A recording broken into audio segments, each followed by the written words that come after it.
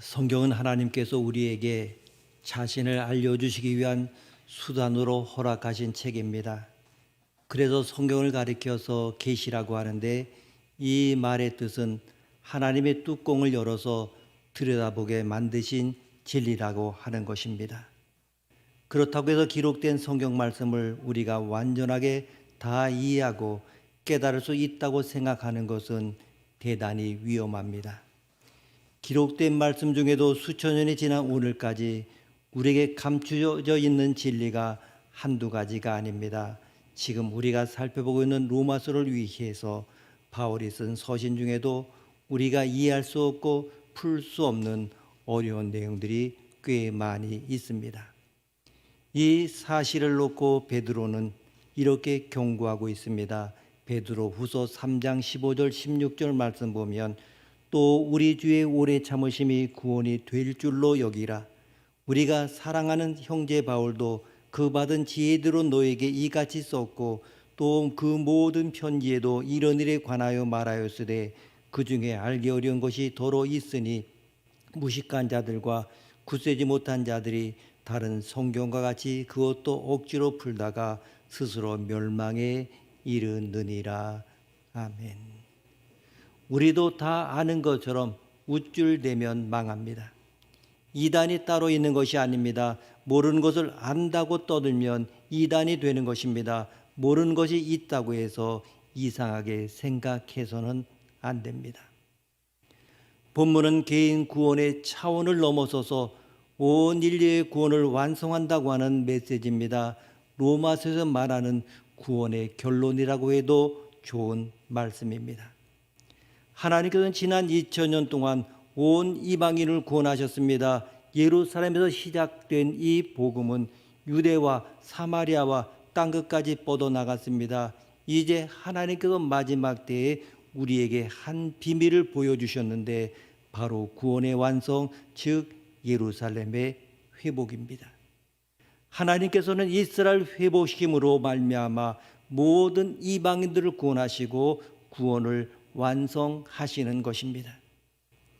우리가 구원에 대하여 이야기할 때 목마르고 갈증을 느끼는 이유 중에 하나는 구원을 너무나 평면적이고 단순하게 생각하기 때문입니다. 구원을 받을 때는 영적인 구원만 받는 것이 아닙니다. 육적인 구원도 받습니다. 또한 우리가 이 세상에 살아나가는 정신적인 모든 부분에도 하나님의 구원이 있습니다. 구원은 이처럼 총체적이고 전인격적입니다. 따라서 우리가 구원의 한 부분만을 이야기할 때 틀린 말은 아닙니다만은 맞는 말도 아닙니다. 우리는 예수 그리스도로 말미암아 이미 구원받은 사람들입니다. 그러면 그것으로 다 끝난 것입니까? 그렇지가 않습니다. 우리에게 주신 이 놀라운 구원은 현재 이루어지고 있습니다. 그 구원은 내 삶을 통하여 성취되고 있습니다. 그러나 거기서 끝나는 것이 아닙니다. 어느 날 그 구원은 완성될 것입니다. 구원에는 과거와 현재와 미래가 있습니다. 또한 영과 혼과 육의 구원이 있습니다. 개인적인 구원도 있고 온 인류의 구원, 우주적인 구원도 있습니다. 이 구원의 전체적인 드라마를 이해할 때 부분적인 내 삶의 구원이 살아나기 시작합니다. 목적이 생기고 방향이 생깁니다. 사도 바울은 개인의 구원을 이야기할 뿐만 아니라 온 인류의 구원을 이야기합니다. 온 인류의 구원의 핵심에는 바로 이스라엘이 있습니다. 하나님은 이스라엘을 다시 찾으실 것입니다. 하나님은 이스라엘을 다시 회복시키실 것입니다. 25절 말씀 함께 읽습니다. 25절입니다.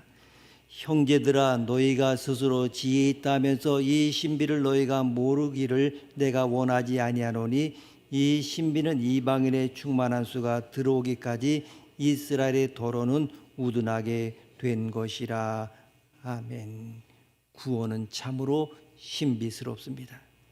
모든 사람이 다 알면 비밀이 아닙니다. 대부분의 사람들은 잘 모릅니다. 비밀을 아는 사람과 알지 못하는 사람은 큰 차이가 있습니다.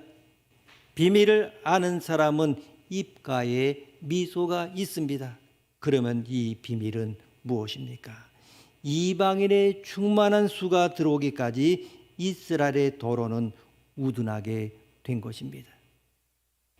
우리가 어떻게 구원을 받았습니까? 우리는 구원받을 수 없는 사람들입니다. 정말 우리에게는 아브라함이나 이삭이나 야곱 같은 그러한 조상도 없습니다. 우리는 율법을 받은 적도 없습니다. 우리는 하나님의 이름을 불러본 적도 없습니다. 우리는 귀신의 이름만 불렀던 이방인들입니다. 우리는 하나님을 몰랐습니다. 성경도 없고 선지자도 없었습니다. 약속도 없는 캄캄한 동굴에 살고 있는 이방인들에게 복음의 빛이 들어왔습니다.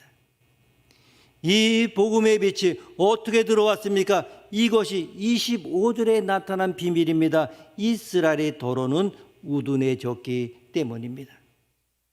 하나님은 이방인들에게 복음을 주기 위하여 문을 열어놓으셨고 이방인들을 향한 문을 열기 위하여 이스라엘의 문을 닫으셨습니다. 그래서 이스라엘은 복음을 거부했고 메시아를 십자가에 못 박아 죽였습니다.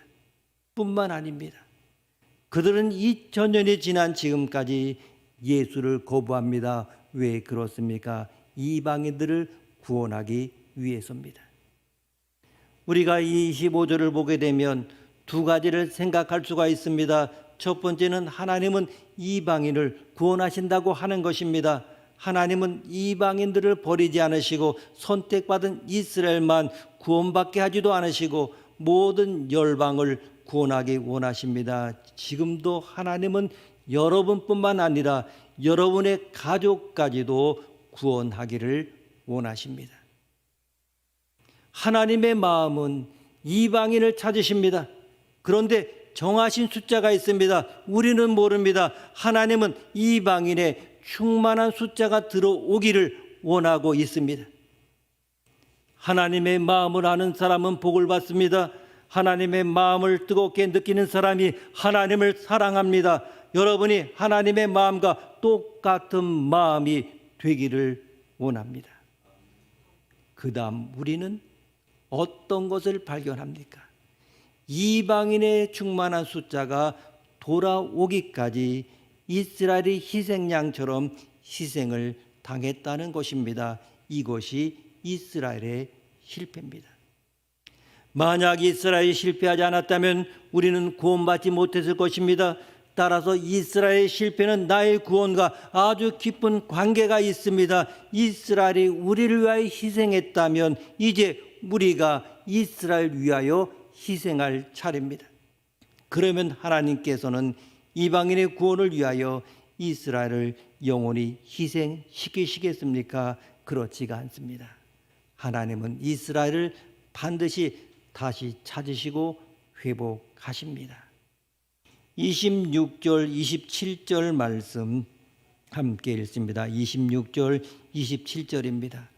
그리하여 온 이스라엘의 구원을 받으리라 기록된 바 구원자가 시온에 솟아 야곱에게서 경건하지 않은 것을 돌이키시겠고 내가 그들의 죄를 없이 할 때에 그들에게 이루어질 내 언약이 이것이라 함과 같으니라. 아멘. 하나님은 우리를 무척 사랑하셔서 독생자 예수 그리스도를 희생시키셨고 이방인을 구원하기 위하여 이스라엘을 희생시키셨습니다. 그러나 하나님은 온 이스라엘을 구원하실 것입니다. 유대인들이 메시아를 죽였고 복음을 거부했습니다. 복음으로 말하자면 원수였습니다. 그렇지만 하나님은 이스라엘을 버리지 않으셨습니다. 그 내용이 28절에 있습니다. 28절 말씀 함께 읽습니다. 복음으로 하면 그들이 너희로 말미암아 원수된 자요 택하심으로 하면 조상들로 말미암아 사랑을 입은 자라. 아멘. 그들이 비록 복음을 거부했고 복음을 죽이며 복음과 원수된 관계에 있었지만은 그렇다고 해서 하나님의 그들을 포기한 것이 아닙니다. 하나님은 그들을 끝까지 사랑하고 회복하기를 원하십니다. 이스라엘은 반드시 돌아옵니다. 하나님의 사랑은 변치 않습니다. 하나님은 그들을 끝까지 사랑하시고 회복되기를 원하십니다. 29절 말씀 함께 읽습니다. 하나님은 은사와 부르심에는 후회하심이 없느니라. 아멘. 하나님은 여러분을 포기하지 않으십니다. 반드시 여러분을 구원하고 복을 주실 것입니다. 30절 말씀 함께 읽습니다. 너희가 전에는 하나님께 순종하지 아니하더니 이스라엘에 순종하지 아니하므로 이제 국류를 입었는지라. 아멘. 사도 바울은 우리가 쭉 로마서를 보면 성경을 볼 때마다 보면 유대인에게 복음을 전하고 싶었습니다. 유대인의 회당에 가서 복음을 증거했습니다. 그러나 유대인들은 사도 바울을 돌로 치려고 했습니다. 사도 바울은 복음으로 유대인의 마음을 두드렸습니다마는 아무도 마음을 열지 않았습니다. 그런데 바울이 비밀을 깨달았습니다. 이방인들을 구원하시기 위한 하나님의 섭리였습니다. 하나님의 사랑이 얼마나 큽니까? 자기 자식을 죽이시면서까지 남의 자식을 사랑하신 분입니다. 31절 말씀 함께 읽습니다. 31절입니다. 이와 같이 이 사람들이 순종하지 아니하니 이는 너에게 베푸시는 긍휼로 이제 그들도 긍휼을 얻게 하려 하심이라. 아멘. 이방인들에게도 긍휼을 주셨는데 하물며 이스라엘에게 긍휼을 주시지 않으시겠습니까? 여러분, 하나님은 여러분을 사랑한다는 사실을 분명히 믿으시기를 바랍니다. 하나님은 여러분을 선택하신 것에 대하여 후회가 없으십니다. 우리는 하나님의 부름을 받은 사람들입니다. 선택을 받은 사람들입니다. 사랑을 받은 사람입니다. 하나님의 마음은 어떤 것입니까? 탕자가 돌아오는 것, 정말 자기가 사랑한 사람이 돌아오는 것, 이것이 하나님의 마음이요 아버지의 마음입니다. 우리 안에 있는 99마리의 양보다 잃어버린 한 마리의 양을 산을 넘고 물을 건너 찾으러 다니는 목자의 마음입니다. 한 마리 양의 가치가 문제가 아닙니다. 양 한 마리가 얼마나 하겠습니까? 이 목자의 관심은 다른 데 있습니다. 이 양이 얼마나 외로울까, 얼마나 고통스러울까 하는 것을 생각하는 것이지 양의 가치를 생각하는 것이 아닙니다. 여러분, 하나님이 나를 찾으시는 것은 나 한 사람 구원받았다고 해서 큰일이 일어나기 때문이 아닙니다. 한 영혼을 불쌍히 여기셔서 돌아오기를 원하시는 것입니다. 그래서 하나님은 기꺼이 나를 구원하시기 위하여 독생자를 보내주신 것입니다. 32절 말씀 함께 읽습니다. 하나님의 모든 사람을 순종하지 아니하는 가운데 가둬두심은 모든 사람에게 긍휼을 베풀려 하심이로다. 아멘. 여러분의 구원이 구원의 완성이 아닙니다. 여러분을 구원하신 것은 여러분의 가정을 구원하라고 하는 것입니다. 여러분 주변에 예수를 믿지 않는 가족이 있다고 합시다. 왜 특별히 택해서 그 가족에게 가게 하셨습니까? 가족 전체를 구원하라는 사명 때문입니다. 왜 한국 전체에 복음을 주셨습니까? 가서 모든 족속으로 제자를 삼기 위해서입니다. 하나님은 모든 이방인들이 돌아오기를 바라십니다. 뿐만 아니라 이스라엘이 돌아오기를 원하십니다. 여기서 모든 사람은 이방인과 이스라엘을 포함합니다. 사도행전 16장 31절에 이런 말씀이 있습니다. 주 예수를 믿어 그리하면 너와 네 집이 구원을 얻으리라. 아멘. 이 사실을 믿으십시오. 반드시 그런 기적이 일어날 것입니다. 여러분의 주변이 변화가야 말 것입니다. 저는 이 민족이 변할 것을 믿습니다. 하나님은 긍휼을 베푸셔서 구원을 완성하기를 원하십니다. 하나님의 복이 이 말씀에 있기를 원합니다. 구원의 깊이와 넓이와 구원의 축복이 너무나 크기 때문에 사도 바울은 하나님을 찬양하고 선포하며 구원을 노래하는 모습을 33절부터 보게 됩니다. 33절 함께 읽습니다. 깊도다 하나님의 지혜와 지식의 풍성함이요 그의 판단은 헤아리지 못할 것이며 그의 길은 찾지 못할 것이로다. 아멘. 우리가 사도 바울을 보게 되면 굉장히 논리적인 사람을 봅니다. 지적이고 체계적인 사람입니다. 그는 인내심을 가지고 감격을 감춘 채 구원을 하나씩 설명을 했습니다. 개인의 구원을 설명하기 시작했습니다. 하지만 사도 바울은 개인의 구원을 설명하다가 벽에 부딪혔습니다. 왜 하나님은 이방인들은 구원하시면서 눈동자처럼 사랑하시는 이스라엘은 실패하게 하시는가?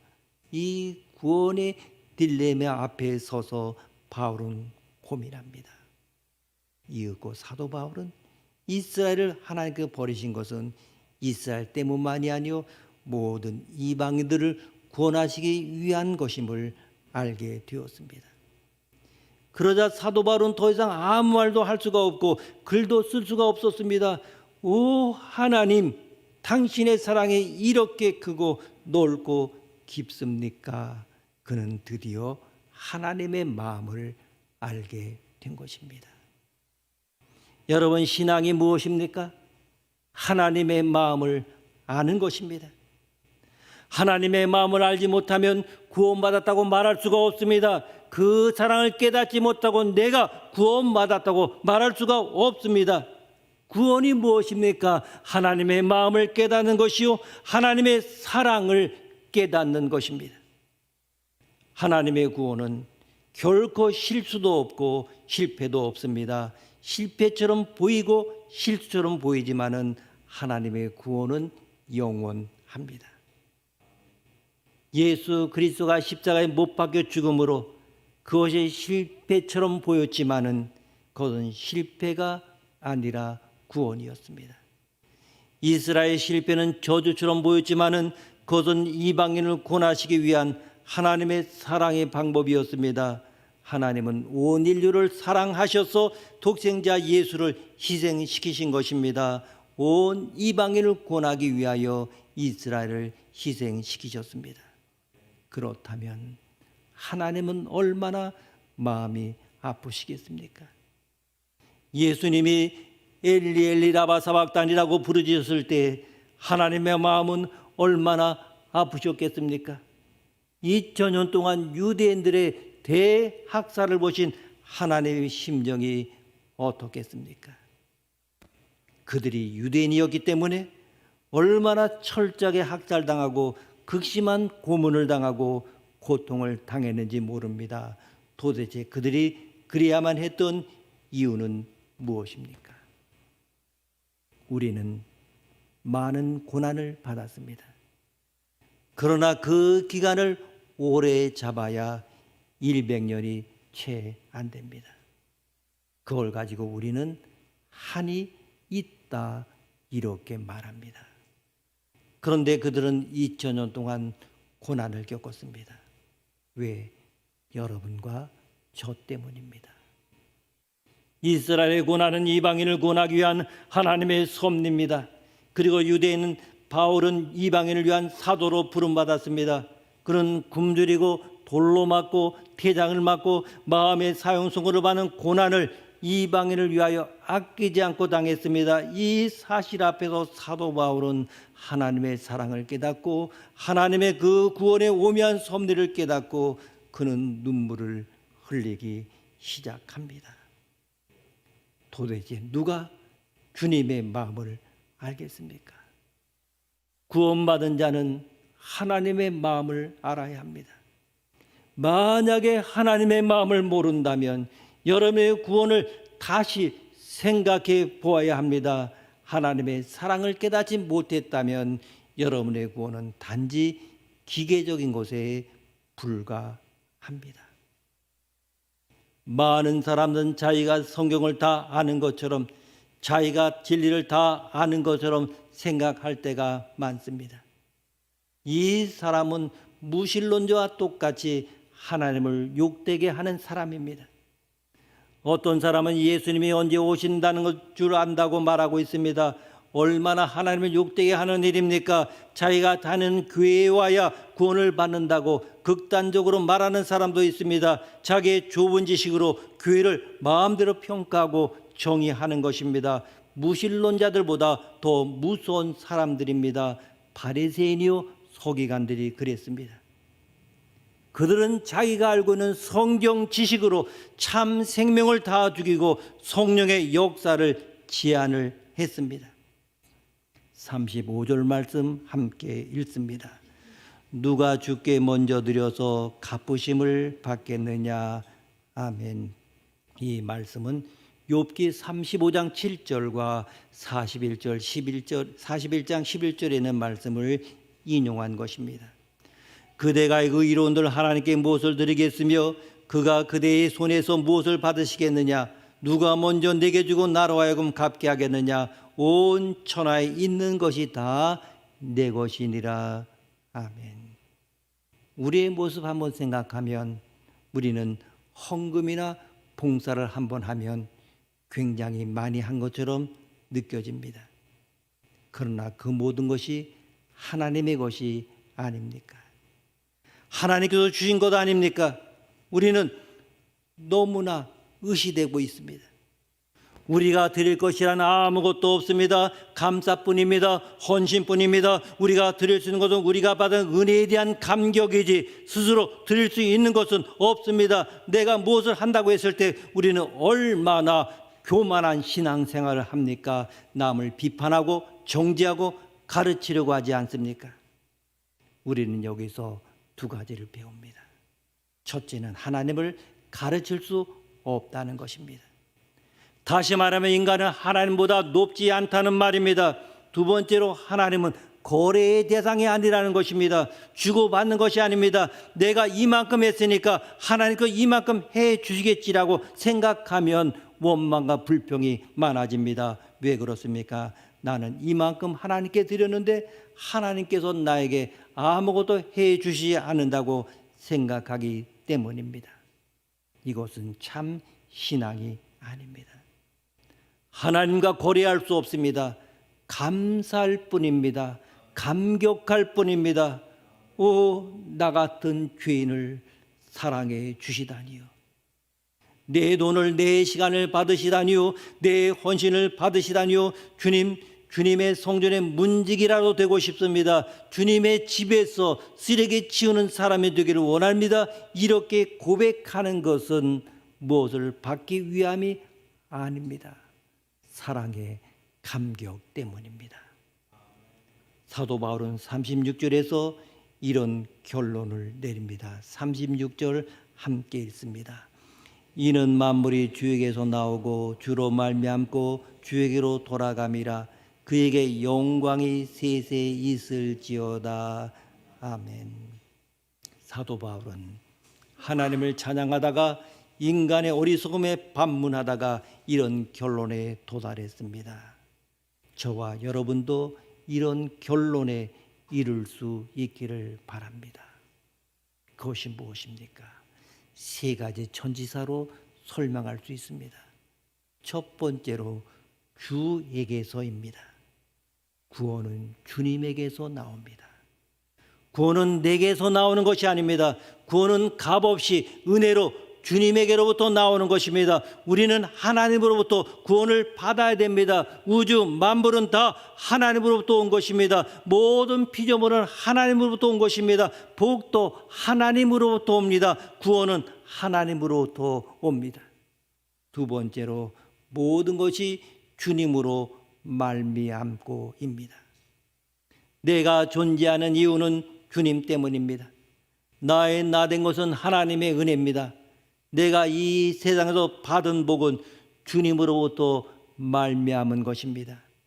구원은 주님으로부터 나온 것이고 구원은 주님으로부터 말미암은 것입니다. 세 번째로 모든 것이 주에게로 돌아갑니다. 결론이 무엇입니까? 주님에게로 돌아가는 것입니다. 여러분은 어디서 왔습니까? 하나님께로부터 온 존재임을 믿으시기를 바랍니다. 우리는 달걀에서 나온 존재가 아닙니다. 어떤 남자와 여자가 만나서 우연히 태어난 것이 아닙니다. 나는 분명히 하나님의 사랑과 계획을 가지고 이 세상에 태어난 가치 있는 존재요, 주님과 더불어 이 세상에서 하나님을 위해 사는 존재요, 결국은 주님에게로 돌아가는 존재입니다. 이것이 구원입니다. 생각이 여기까지 미치자 사도 바울은 다음같이 축복의 말을 외칩니다. 36절 끝부분에 보게 되면 그에게 영광이 세세 있을지어다. 아멘. 하나님의 구원은 놀랍습니다. 여러분에게도 이런 감동이 있기를 원합니다. 기도하시겠습니다. 하나님 아버지, 구원의 감격을 회복시켜 주옵소서. 구원이 이토록 오묘하고 신비롭고 이렇게 넓고 크고 측량할 수 없는 것을 다시 알았습니다. 하나님의 생각은 우리의 생각과 다르며 하나님의 길은 우리의 길과 다르다는 사실도 알게 되었습니다. 주님, 모든 영광을 주님께 돌립니다.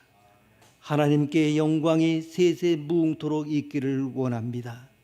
주여, 우리들에게 이 구원의 감격과 기쁨으로 일생이 가득하게 하옵소서.